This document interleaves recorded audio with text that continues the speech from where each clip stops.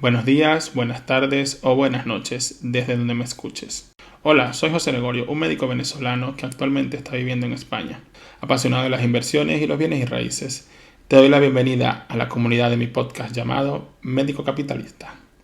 Un podcast creado por un médico enfocado al gremio y a todos en general, donde aprenderemos sobre inversiones y bienes y raíces para alcanzar la libertad financiera. Con cada podcast hablaremos de un tema que nos ayudará a entender y a acercarnos más a esta meta. ¿Te parece si empezamos con el capítulo de hoy?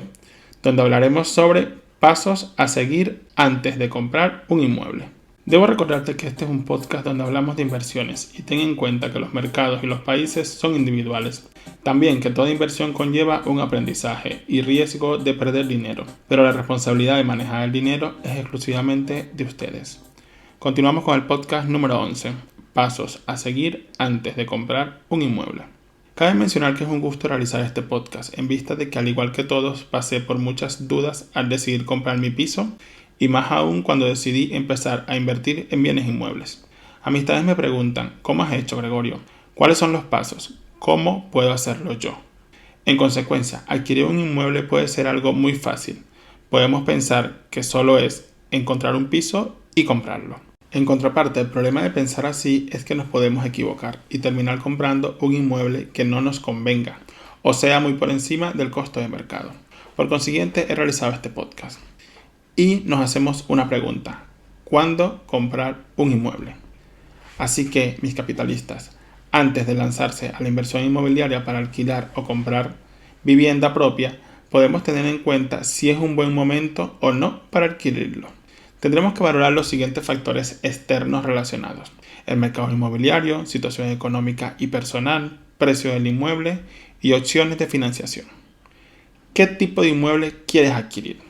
Depende de lo que deseas adquirir. Podrás encontrar diferentes tipos de inmuebles para escoger y visitar. Tenemos nueva construcción, inmuebles de cooperativas, inmuebles en planos, inmuebles de segunda mano, inmuebles de bancos o subastados. Cada tipo de inmueble tiene sus ventajas y desventajas.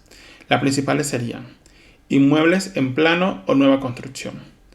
La clave está en acertar con la promotora, repasar su historial, promociones e incluso puedes, si es posible, acudir a ver algunos inmuebles terminados y hablar con algunos propietarios sobre acabados y calidades. Cabe mencionar los costes de comprar un inmueble nueva construcción o en planos tendrás que pagar un 10% de IVA. Y si es una vivienda de protección oficial o BPO, sería un 4%. Tenemos los otros, inmuebles de segunda mano. Es diferente, no habrá que pagar IVA, pero sí el impuesto de transmisiones patrimoniales o ITP. Este tributo depende de cada comunidad autónoma, aunque la media oscila entre el 6% al 9% aproximadamente. ¿Cuáles son los consejos antes de comprar un inmueble de segunda mano? En vista de que este es el principal inmueble que se compra acá en España. Cabe resaltar que dar el paso de ser propietario de un inmueble es una decisión muy importante. Por eso lo debemos hacer con buenas bases, que se desglosan a continuación. A. Debemos averiguar las cargas. ¿Qué significa libre de cargas? Comprobar que no tiene hipotecas u otros recargos. Entre ellos podemos ser orden de embargo, deuda adicional. Tenemos que revisar la solvencia de la comunidad de propietarios y averiguar las posibles derramas futuras. Para esto debemos solicitar a la inmobiliaria o al vendedor particular una nota simple informativa. Este documento contiene información jurídica clave. B. Descripción del inmueble. Exactamente para esta finalidad es la nota simple informativa. Debemos fijarnos en todo, por experiencia propia. Que me gustó un piso muy bien ubicado, tipo estudio, necesitaba un lavado de cara, pasé mi oferta, me la aceptaron, estaba muy contento y le solicité la nota simple. Y cuando la recibo, estaba escriturado como oficina. Quedé un poco decepcionado y molesto, porque no iba a comprarlo y segundo, porque no me había dicho nada el API. Por eso debemos verificar los datos básicos y relevantes del inmueble, los cuales serían localización del inmueble, tipo de inmueble, si es un piso, si es una oficina, si es un local o etc. Superficie construida y útil del inmueble, dirección exacta, referencia catastral, división horizontal, anexos incluidos y cargas revisables. C. Titularidad del inmueble. Por otra parte, revisaremos quién es el propietario del inmueble, su participación en la venta, si tiene anexos incluidos en la venta y cómo se procederá. y que todas las partes estén de acuerdo con la venta, ya que deben estar los propietarios de acuerdo para que la venta sea efectiva. D. Cargas u otras deudas. Cabe destacar que hay que tener mucho cuidado con esto. Asegurarnos que no tenga cargas el inmueble, puesto al estar asociadas al inmueble y si lo compras recaerá en el comprador, la deuda y el futuro dueño. Es más común el IBI que quede estipulado en la compra-venta que será cancelado por la parte vendedora. E. Certifica quién vende el inmueble. La nota simple te dará toda la información para que la venta sea efectiva. Debe firmar todos los propietarios. Esto sirve para evitar estafas, como que el vendedor no coincida con el propietario y ocurra una estafa, incluso perder el dinero en esta compra. Certificado y etiqueta de eficiencia energética. Debemos exigir este requisito ya que es obligatorio desde 2013 para cualquier compraventa de un inmueble. Ahora sí, ¿cuáles son los pasos para comprar el inmueble? Cabe mencionar que es un proceso que amerita tiempo y para algunos puede ser un reto, hasta divertido, el proceso de visitar inmuebles, pisos, edificios, locales u oficinas. Simplemente ver e imaginarse cómo va a quedar después del lavado de cara del homestay o la reforma me incluye en este apartado. El simple hecho de imaginar cómo quedará el inmueble me parece impresionante. Pero es de mencionar que no es muy divertido tener que lidiar con los agentes bancarios, que muy pocas veces entenderán nuestro negocio o mentalidad e incluso lo que tenemos planeado. Pero es el primer filtro que debemos pasar para cumplir nuestras metas de inversiones. En consecuencia, serían muchas visitas a entidades financieras y plantear lo que necesitamos a los agentes, comparando varias hipotecas e intereses y por supuesto quedarnos con la más favorable. Presupuesto para comprar el inmueble. Es relevante mencionar que uno de los errores más habituales es buscar un inmueble sin tener claro tu presupuesto, para saber hasta dónde te puedes permitir pagar un inmueble. Por ende, antes de abrir cualquier portal inmobiliario web o visitar alguna inmobiliaria para solicitar visitas a inmuebles, deberías saber cuánto dinero dispones o dispondrás. Aquí les cuento una anécdota. Estaba trabajando y una compañera me dice: Gregorio, estoy viendo casas para comprar. Veo que estaba buscando un adosado. Le dije: ¿es así la casa que te gusta y que quieres comprar? Todos sabemos que soñar no cuesta nada, pero un adosado sí tiene precio, como mínimo 300.000 euros. Y por consiguiente empecé a explicarle que no es solo el costo de compra, hay que sumar otros gastos. Entre esos gastos serían entrada para el contrato si es una obra nueva o en planos, pagar impuestos, IVA o ITP, pagos de notaría, registro y gestoría entre el 1 y 3%, gastos de tasación, gastos de apertura de las hipotecas. Algunos bancos solicitan entre el 0.5 y el 1%. Intereses de la hipoteca, que no pueden superar el 35% de tus ingresos netos. Seguro de hogar y seguro de vida asociado a la hipoteca. Dar de alta los suministros y, por supuesto, amoblar tu adosado soñado. En total aproximado que debe tener mi amiga para poder comprar su adosado soñado, debería contar con 240.000 euros, que es el 80% que le dará el banco de la hipoteca, y necesitará tener sumado todos los gastos mencionados anteriormente aproximadamente 108.300 euros para disfrutar de su adosado y sumar los gastos mensuales de mantener un inmueble de tales dimensiones. Allí es cuando mi amiga me dice: Gregorio, tanto dinero no cuento con él disponible. Muy sorprendida. Por eso hay que tener en cuenta no solo el coste del inmueble, sino los gastos añadidos para completar la adquisición.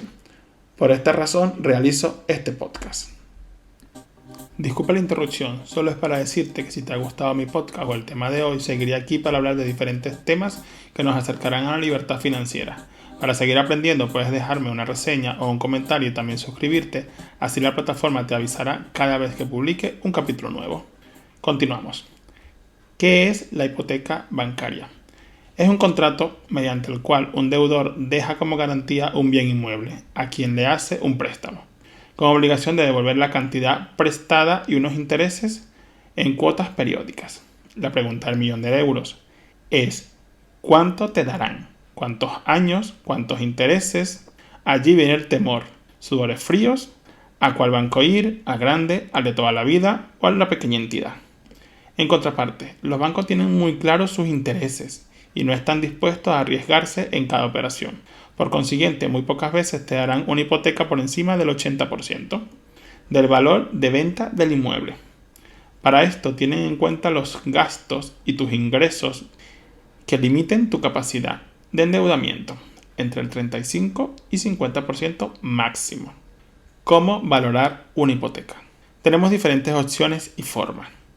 La mejor forma de negociar una hipoteca es tener más de una oferta sobre la mesa. Y esto se logra visitando varias sucursales de entidades financieras. Fijo o variable. ¿Cuál elegir? Dependerá de diferentes factores, aunque actualmente, con lo convulsionado del país, prefiero de tipo fijo. Debemos valorarla en el conjunto, no en lo inmediato. Esto se hace al no concentrarse en la cuota mensual, sino en hacerlo en el total a pagar. Recuerda, a plazo más largo, menor será el pago mensual, pero mayor serán los intereses por la hipoteca del inmueble. Ejemplo, si una hipoteca de 150.000 euros a 30 años con un interés del 1.5% pagarás 36.370 euros en intereses, mientras que si son 20 años serán 23.719 euros.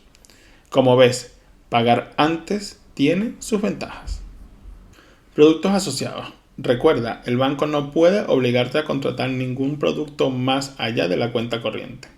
El resto deberá bonificarlos, mejorando las condiciones del préstamo.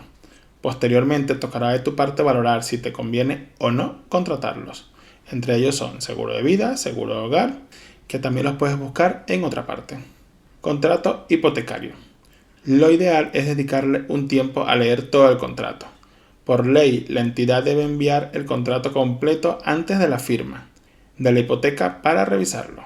Lo más importante es revisar para evitar las cláusulas abusivas son suelo hipotecario, comisiones, cancelación anticipada, subrogación o novación. La nueva ley hipotecaria ayuda al comprador al acudir al notario para solventar cualquier duda sobre el préstamo y esta visita es totalmente gratuita. El notario debe asegurarse que no existen cláusulas abusivas en la hipoteca y que los compradores entienden el documento antes de firmarlo. ¿Cuáles son los gastos por pagar cuando compro un inmueble? Debemos tomar en cuenta que el banco financiará el 80% del valor del inmueble, sin tener en cuenta los gastos de escritura, notaría, registro y tasación. El costo medio de estos añadidos serán entre un 10 y un 15%. En contraparte, la entrada será un desembolso importante, pero comprar un inmueble con 100% de financiación es cuesta arriba actualmente, puesto que los bancos exigirán fuertes vinculaciones y la otra forma de hacerlo es mediante un préstamo personal. ¿Cuánto gastar en la compra de un inmueble? Debemos tener en cuenta las cosas claras como que el banco, si te da la hipoteca para una casa de 500.000 euros, para tu casa soñada, no quiere decir que debes tomarlo. Debes tener ya estudiada tu capacidad financiera y el esfuerzo necesario para comprar un inmueble. En España la media es de 7.3 años.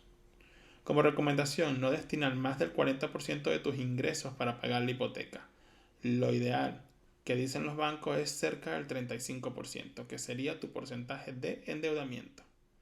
La duda de muchas personas es, ¿con qué sueldo o ingreso puedo comprar un inmueble? Pues te hará saber que con cualquiera, pero tus ingresos determinan cuánto puedes gastar en la hipoteca. Ejemplo, no es igual un ingreso de 1.000 euros a uno de 5.000 euros mensuales, porque con el primero te permite una hipoteca de 350 euros mensuales, mientras que con el otro de 1.750 euros mensuales. La diferencia es sustancial.